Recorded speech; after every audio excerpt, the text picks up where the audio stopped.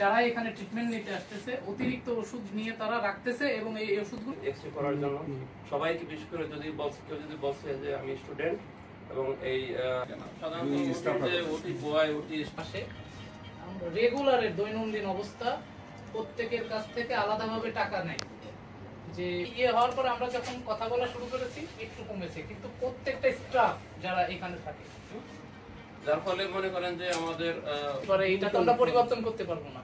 সেক্ষেত্রে দেশের বিভিন্ন জায়গাতে এই মাধ্যমে টাইপিং এ করা হয়। এই বিষয়টা আপনারা কি বলছেন? আপনার উপরে আপনারা মিলনা নেবেন না, ঠিক আছে স্যার? এখন পিডব্লিউর কাজ এখানে আগের পিডব্লিউ বাংলাদেশে শুনেন হেলথ সেক্টরে মেইন প্রবলেম হলো জনবল। আমাদের পার্সোনালি অন্য কোনো দালাল বা কারো মাধ্যমে কোন চক্রের মাধ্যমে পার্সোনালি বিভিন্ন একাডেমিক কাগজপত্র ত্রুটি ঠিক আছে।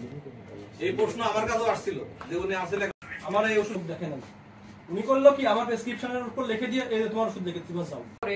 তো অন্য ফার্মেসিতে ওইটা পুরো 500 টাকা বা যেটা এখানে আসে 350 অর্ধেক কামরানো ভ্যাকসিন বা হয়তো এন্টিসিনেক ভেনম যেটা এইটা কি দুইটা এখন এরকম নিয়ে আসতেছে। এখন আমাদের ছেলে মেয়ে যখন আসছে এবং অ্যানেস্থেসিয়া ব্যবহার না করে জোরপূর্বক তাকে ধরে এক জায়গায় ফাঁসে এবং আপনাদের ওই ওটি রুমে কথা বলে, তারা বলে যে এইগুলো ফেলা, এরকম কোনো আছে কিনা?